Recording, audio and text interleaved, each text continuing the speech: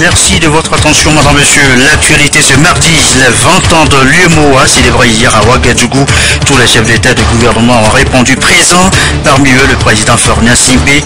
Au-delà des festivités, on retiendra surtout la solidarité de l'Union à l'égard des pays victimes de la maladie Ebola.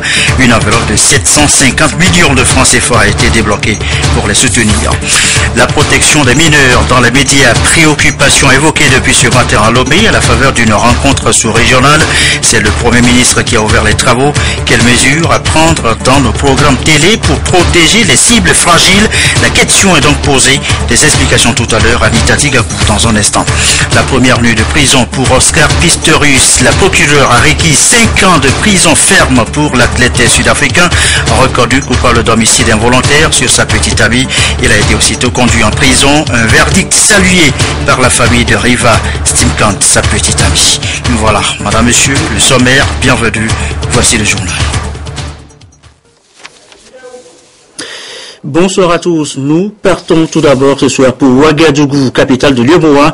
L'organisation a célébré hier ses 20 ans, un jubilé de porcelaine placé sous le signe du développement solidaire. Et comme pour traduire dans les faits cette solidarité, eh bien, il y a eu cette annonce, 750 millions de francs CFA débloqués pour soutenir les pays touchés par le virus Ebola. On en parle dans un instant. Mais d'abord, les images, la célébration. Le président Faure Gnassingbé a fait le déplacement. Corneille Kogu, président Zissou. Ouagadougou, la capitale burkinabé, ville qui a accueilli les chefs d'État des pays membres de l'UMOA pour le 20e anniversaire de cette institution sous-régionale. Célébration placée sous le signe des voies d'un développement solidaire. À l'exception de la Guinée-Bissau, représentée par son président de l'Assemblée nationale, Cipriano Kassama, tous les chefs d'État des pays membres de l'Union étaient présents à cette cérémonie commémorative des 20 ans de cette organisation communautaire. Parmi ses dirigeants, le chef de l'État togolais Faure Gnassingbé. C'est une célébration qui offre l'opportunité à l'UMOA de faire une rétrospective des actions menées depuis sa création en janvier 1994 à Dakar et de se donner un nouvel élan de développement.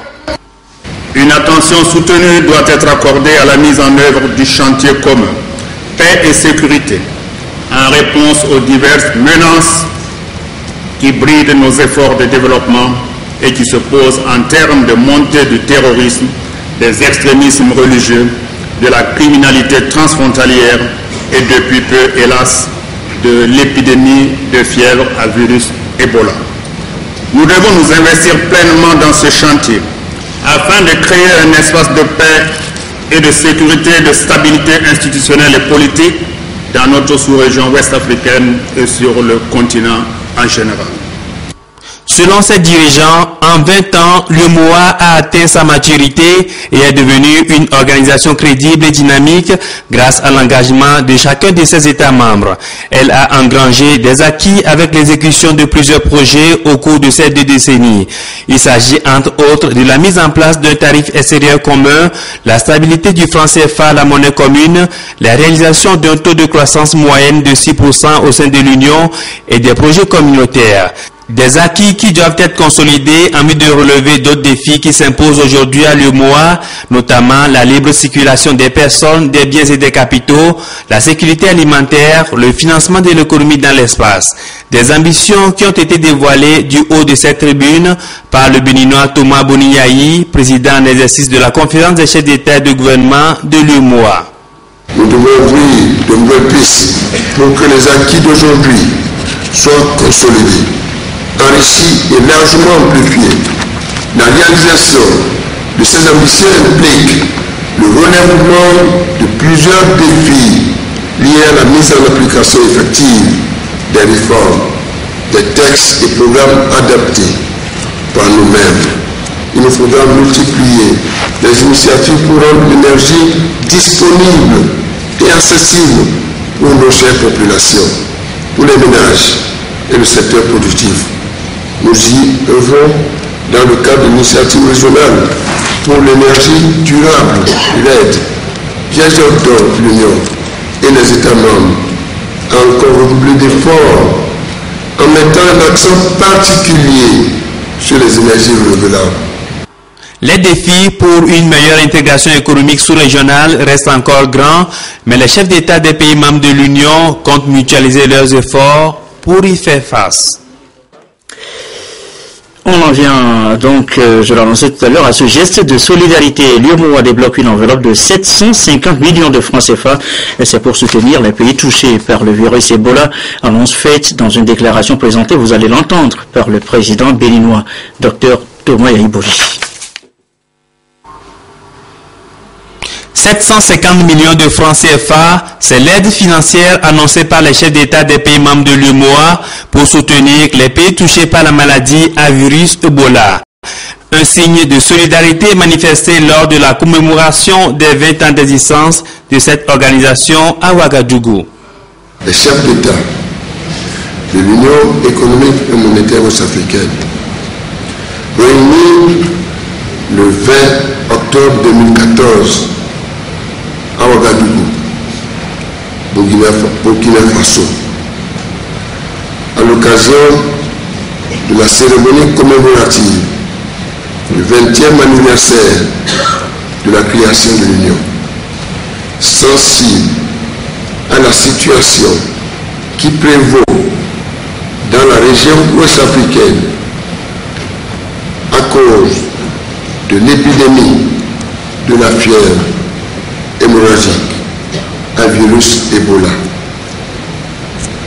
expriment leur solidarité aux pays affectés et aux populations victimes, s'engagent aux côtés des pays touchés et de la communauté internationale en vue d'une mobilisation plus accrue pour venir en aide aux populations affectées par cette pandémie. Salue les efforts de la communauté internationale dans la lutte contre cette maladie et l'exhorte à continuer de mobiliser les moyens nécessaires afin de limiter la propagation du virus et de trouver rapidement les remèdes en vue de l'éradication de cette maladie. Ou ont décidé d'allouer un montant de $1 500 000 aux pays concernés. Fait à Ouagadougou. L'expansion de la maladie à virus Ebola dans la sous-région ouest-africaine devient de plus en plus inquiétante et suscite des actions concertées des pays de l'UEMOA pour y faire face. Cette fièvre hémorragique a déjà fait 4 500 morts selon les derniers chiffres de l'Organisation mondiale de la santé. Il n'existe pas actuellement de traitement ou de vaccin homologué contre ce virus. Et voilà le compte rendu de notre envoyé spécial Prudence Zissou. On s'arrête ce soir un peu sur les objectifs de l'UEMOA. Il se résume globalement, primo, à assurer l'intégration régionale, secondo, à harmoniser les politiques économiques des 8 États membres. 20 ans après, quel bilan? Nous posons la question, mais d'ores et déjà on peut noter sur le vif que l'UEMOA est une organisation exemplaire. Des défis restent tout de même à relever. L'UEMOA, le parcours, les perspectives, c'est un reportage de Edem Soussoukou. 2 décennies, 2 stratégies pour renforcer l'intégration régionale. La première décennie de l'UEMOA, 1994-2004, a permis de bâtir et d'asseoir une architecture institutionnelle solide et fonctionnelle, d'adopter et de mettre en œuvre les réformes essentielles. La deuxième décennie, qui couvre la période de 2004 à 2014, a mis l'espace régional sur les rails des réalisations concrètes au profit des populations. Le parcours est élogieux. Malgré la dévaluation du franc CFA, la monnaie commune des 8 États de l'UEMOA, 24 heures après la création de l'organisation. L'impact n'a pas été ressenti avec beaucoup d'effets. Vous savez très bien que le franc a été dévalué juste pour permettre à nos pays de pouvoir résister à un certain nombre de chocs.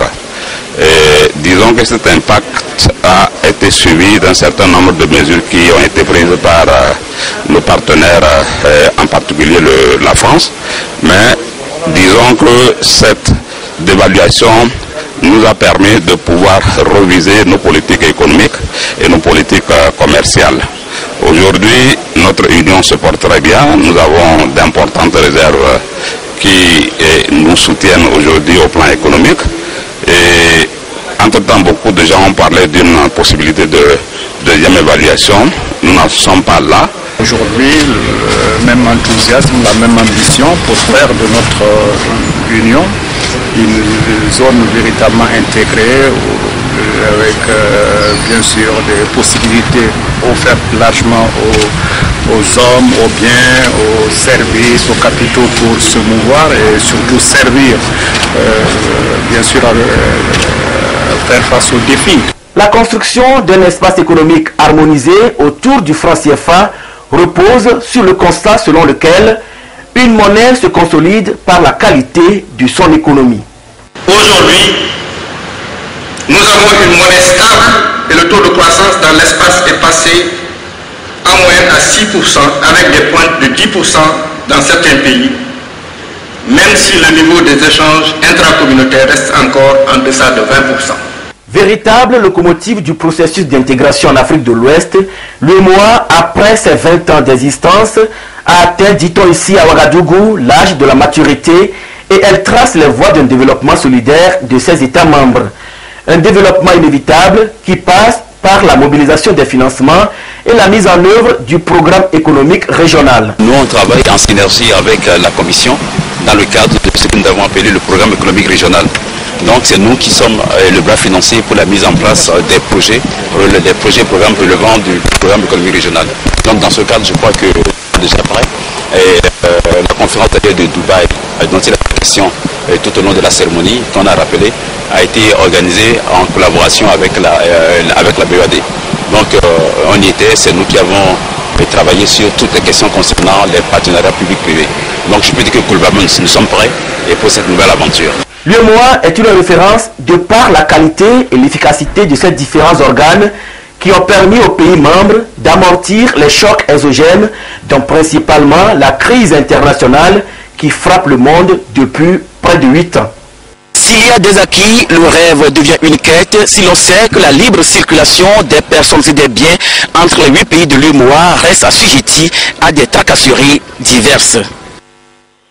L'actualité chez nous a noté tout d'abord ce projet de prévention de la cécité chez l'enfant. Projet bientôt lancé, financé par le CBM. Sa coordinatrice pays, Laure Akofaté, a évoqué ce matin le sujet avec le Premier ministre. Et voici d'ailleurs les précisions au micro de Carmen Madjiakapo. L'objet de notre visite est de lui présenter un projet que nous avons financé pour la prévention de la cécité chez l'enfant. Et donc qui consiste à renforcer les ressources humaines et les infrastructures au niveau du CHU Campus et de Cara, et également établir un réseau de volontaires et un réseau communautaire pour l'identification et le référencement des enfants pour leur prise en charge. L'avenir, c'est que le projet a déjà démarré, le bâtiment est prêt et nous allons lancer le projet bientôt pour que les activités puissent commencer dans les communautés. En ce moment, nous avons déjà commencé la spécialisation d'un ophtalmologiste en ophtalmo-pédiatrique et 2 techniciens spécialisés en ophtalmologie ont été formés à l'extérieur en service de basse vision. Voilà. Et nous collaborons avec le Programme national de santé oculaire pour d'autres interventions en matière de prévention de la cécité. En fait, CBM, son mandat, c'est de prévenir le handicap, de le prendre en charge ou bien de réhabiliter ceux qui sont handicapés. Voilà les précisions de Laure Akofaté, la coordinatrice CBM au micro de Carmen Madjiakapo à l'issue de cette audience accordée par le Premier ministre. Le chef du gouvernement qui, par ailleurs, a présidé ce mardi la rencontre sous-régionale sur la régulation des médias en Afrique francophone. En toile de fond, la protection des mineurs, quel rôle, quel défi, quelle approche pour les médias. Question en 3 temps, la cérémonie d'ouverture. Tout d'abord, Aimé Abalo. Ils affectionnent les petits écrans, surtout les nouveaux médias, Internet, Facebook, tuteurs, souvent naïvement et sans contrôle. Ce sont les enfants mineurs, parfois exposés à des dérives sur des chaînes de télévision et des sites réservés aux tranches d'âge plus élevées. La question préoccupe les pays membres du REFRAM, réseau francophone des régulateurs des médias réunis ici à Lomé. Pour les instances de régulation se pose un défi d'équilibre. Tolérer les différents enjeux liés à l'évolution technologique, mais aussi faire le tri dans ce qu'il faut offrir aux cibles spécifiques, en particulier les enfants, pour une raison d'éthique, de morale et de responsabilité.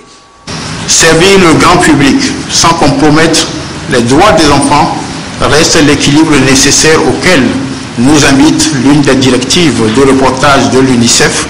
Nul doute que ces 2 jours de travaux nous aideront à faire ce que nous pourrons déjà appeler les recommandations de Lomé pour la protection des mineurs par les régulateurs des médias de la francophonie.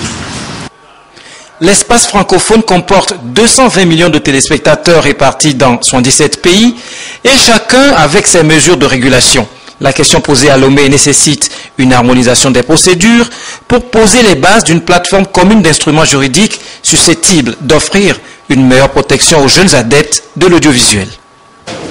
La première des choses, c'est de partager nos expériences respectives, nous enrichir mutuellement, partager nos expériences et tirer à l'issue de ces séances de partage d'expériences des conclusions sous forme de recommandations ou même d'une déclaration qui interpellera l'ensemble des acteurs du secteur de la communication, les professionnels de la communication, les opérateurs audiovisuels, le gouvernement, les instances de régulation, afin que cette problématique-là intègre de manière précise et visible l'ensemble des dispositions normatives. À l'ère des nouvelles technologies, ponctuée par une transition irréversible de l'analogie vers le numérique, le développement chez l'individu devient précoce, les mineurs y compris. Il revient alors aux États, garants du bien-être et de l'intégrité des citoyens, de régler de façon durable ce problème d'enfants débauchés par la télévision ou pris au piège sur le net. Le Premier ministre togolais en fait une priorité. Pour lui, l'enfant est l'avenir de l'humanité.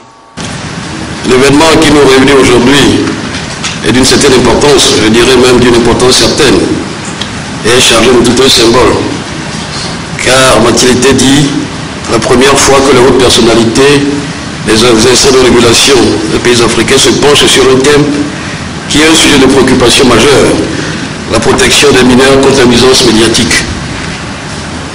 Dans un monde en perpétuelle mutation technologique, devenu par les échanges socio-économiques et culturels, un véritable village planétaire, vous doutez bien que les médias en général, et les médias audiovisuels en particulier, occupent une place importante dans la transmission du savoir et dans la transformation positive de la personne humaine. Pourquoi je voudrais saluer ici l'engagement que vous avez pris en honorant de votre présence au lieu d'échange et de partage sur les pratiques et les spécificités inhérentes à l'exposition et à la participation des mineurs à certains contenus médiatiques préjudiciables à leur épanouissement social, psychologique et moral. Ce thème qui est, vous en doutez bien, au cœur de l'actualité, mérite d'être débattu avec la plus grande franchise par les professionnels des médias que vous êtes, mais également avec les praticiens du droit que vous avez associés à cette rencontre. À l'instar de la législation de la plupart des pays africains, la protection et la promotion de l'enfance et de l'adolescence occupent une place de choix dans les instruments juridiques qui régissent notre pays. Je m'en voudrais d'en dresser toute la liste, ce qui serait fastidieux, mais je voudrais simplement faire référence au fait que notre pays a signé la Convention internationale des droits de l'enfant, adoptée en 1989 et ratifiée par nos différents États. Cet instrument de portée internationale est traduit dans nos différentes législations nationales, car au Togo, comme partout ailleurs, l'enfant est le père de l'homme. C'est pourquoi cette convention dispose aussi en son article 16 que l'enfant a droit à la protection de la loi. L'une des manifestations de cette volonté du législateur est la création du tribunal pour l'enfant, qui permet à la société de sauvegarder et de défendre les droits des enfants. Au Togo, ce tribunal joue un rôle important dans la défense des libertés propres aux enfants et est doté de moyens adéquats en ressources humaines et en structure didactique pour répondre aux attentes des justiciables.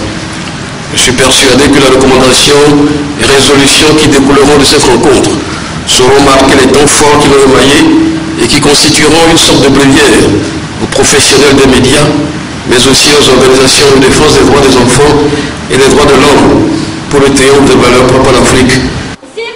Après Lomé, les acteurs du REFRAM se retrouvent les 27 et 28 octobre à Rabat au Maroc pour un autre sujet tout aussi pertinent, les médias et la question du genre. La protection des mineurs, le sujet est donc sur la table. C'est une véritable préoccupation en jugée par les différents programmes diffusés ici et là sur les chaînes de télévision, l'Internet. Il y a en effet de ces images qui nous inondent et qui exposent les mineurs. Que proposer alors? Des éléments de réponse, Anita Tigapou.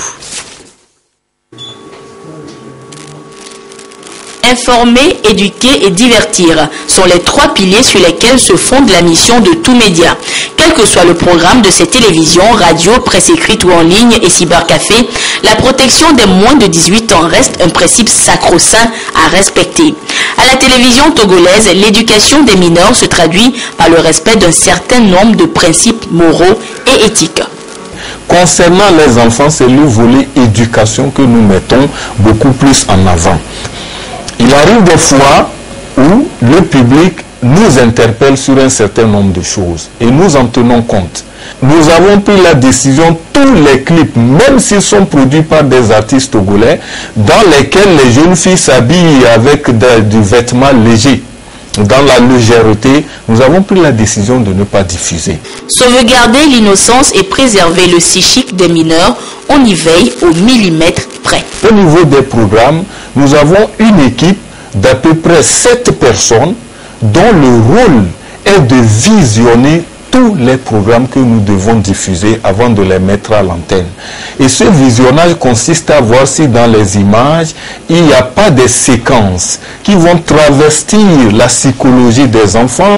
Que ce soit à la télévision ou au cybercafé, aucune mesure n'est excessive pour protéger l'environnement des enfants en se conformant à la loi, la morale et à la mission des médias. Quand les enfants viennent au premier abord, on leur dit de ne pas identifier les signes pornographiques. Donc on prend des mesures fermes sur cela. Une multitude de programmes est concoctée pour le plaisir des téléspectateurs, auditeurs ou lecteurs en tenant compte de leurs attentes. Celle des mineurs devrait primer car ces adultes de demain sont influencés dès le bas âge. Il est 20h22. Gilbert Barra face à la presse. Le ministre de l'administration territoriale, de la décentralisation et des collectivités locales annonce la mise en place d'un comité de pilotage pour la décentralisation. Sa mission, rendre opérationnel le processus. Annonce faite cet après-midi à Lomé. Des précisions, Arnaud Kidou. Cette sortie médiatique du ministre Gilbert Bawara lui a permis de faire le point avec les médias sur le processus de décentralisation et des élections locales. Selon le ministre, pour asseoir la démocratie et la bonne gouvernance à la base, il faut des préalables qui prennent en compte le cadre juridique et les réalités du pays.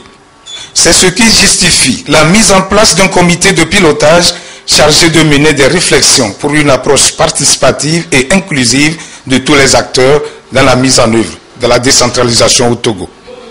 Il faut examiner ce schéma de décentralisation, dégager des options et des orientations stratégiques concertées auxquelles adhèrent l'ensemble des parties prenantes, examiner l'adéquation entre le cadre juridique et réglementaire existant et les options qui sont définies et arrêtées.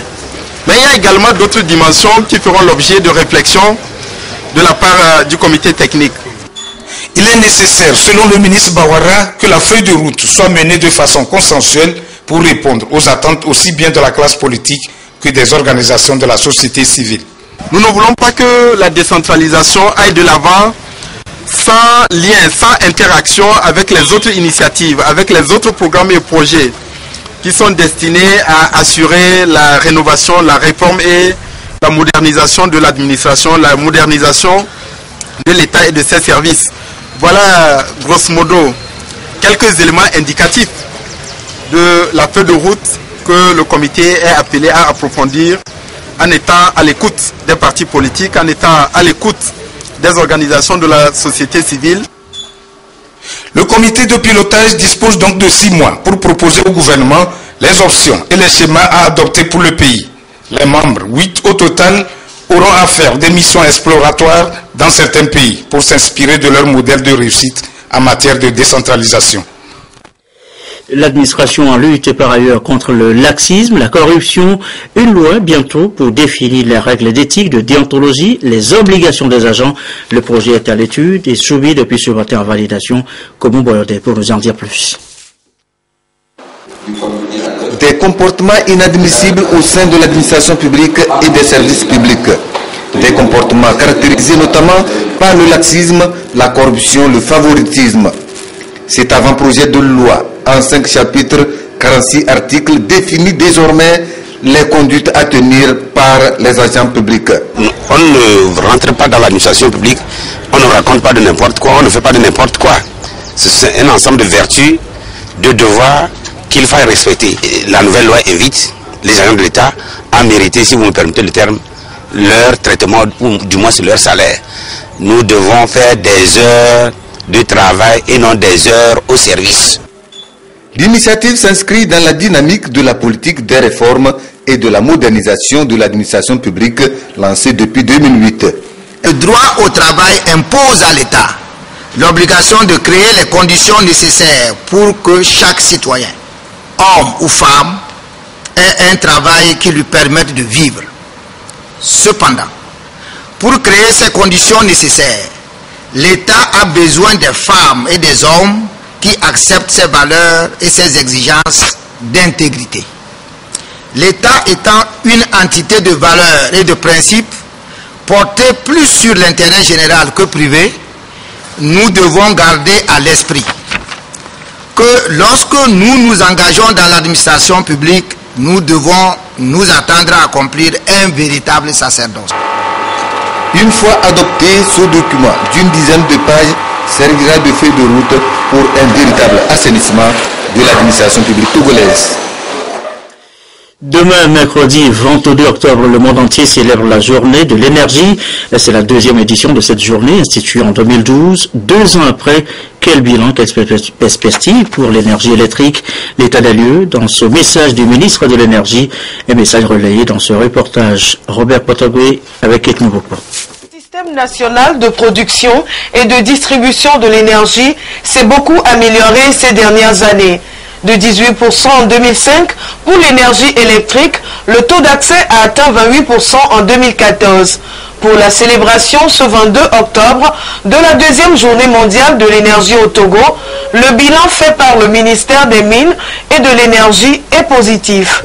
Plus de 300 villages ont été électrifiés, sans oublier les extensions de réseaux qui sont réalisées dans les milieux urbains à Lomé, à Kara. Et nous totalisons près de 1000 km de réseaux basse tension que nous avons tirés et plus de 600 km de réseaux moyenne tension pour pouvoir alimenter ces localités. Aujourd'hui, 20% de la population mondiale consomme près de 80% des ressources de la Terre. Tous les pays réfléchissent à la possibilité de se tourner complètement vers les énergies renouvelables ou durables. Ce projet concerne 22 localités à travers le pays et plus de 1300 kits solaires seront distribués aux populations. Donc chaque ménage dans les localités choisies aura un kit solaire composé donc de panneaux, de batteries et de 4 ou 5 lampes avec la possibilité de pouvoir brancher une télévision, un réfrigérateur. La couverture nationale en énergie électrique pourra ainsi atteindre 50% de taux d'accès avec la mise en œuvre effective des projets conduits par le gouvernement et ses partenaires. Dans le reste de l'actualité, sachez que le corps des sapeurs-pompiers vient d'être renforcé en matériel d'intervention. Un fourgon offert par l'association Milenovici et des inspecteurs venant de la société Royal Africa Group. La cérémonie de remise a eu lieu ce matin dans la caserne du corps des sapeurs-pompiers à Lomé. Le compte rendu, Medina Bassa Salavi. Un fourgon de plus dans la caserne du corps des sapeurs-pompiers de Lomé. Ce camion incendie a un volume de 3000 litres d'eau avec une pompe de 60 mètres cubes par heure pour un équipage de 8 sapeurs-pompiers. Ce fourgon est un don de l'association Milenovici. Il est important que chaque centre régional de sécurité soit équipé d'un véhicule pour intervenir sur les missions de feu. Pour sa part, la Société Royale Africa Group a offert 33 extincteurs avec accessoires, un lot de matériel d'un montant de 5 millions de francs CFA. En tant que jeune entreprise togolaise, nous offrons ces matériels pour porter notre pierre à la construction du pays. Un don qui vient accroître la capacité d'intervention des sapeurs-pompiers.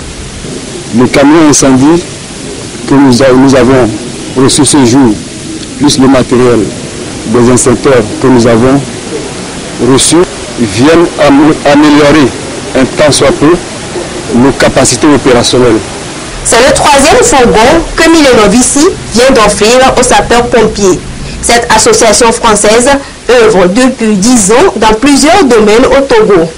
La Société Royale Africa Group, une centrale d'équipement professionnel et de tenue, veut désormais appuyer ce corps pour une meilleure protection des populations. Et voilà, c'est sur cette image qu'on se quitte. On se quitte sur les images du jubilé de la porcelaine de l'UEMOA, l'Union économique monétaire ouest-africaine, un anniversaire célébré dans la capitale burkinabé. Le président Faure Gnassingbé a fait le déplacement. On note surtout ce geste de solidarité envers les pays victimes du virus Ebola. Une enveloppe de 750 millions de francs CFA a été débloqué en leur faveur. Nos programmes ce soir sur la télévision togolaise. Tout à l'heure et juste après ce journal, la météo, les prévisions de Cléo Sabine Poco, 20h50, le journal de l'économie. Vous suivrez les explications relatives aux titres et obligations et comment on fait recours à ce type de financement pour l'exécution des budgets d'investissement. Journal de l'écho à suivre tout à l'heure avec Mathias Tougo, 21h15, le magazine Santé d'abord. Quelle alimentation pour notre santé? Rendez-vous avec Carole Péto et son invité, 22h30, nos dernières infos. Merci à vous qui nous suivez ce soir à Ouagadougou, au Burkina Faso, en bande C, sur la télévision togolaise et comme d'habitude, toujours fidèlement. Excellente fin de soirée chez vous.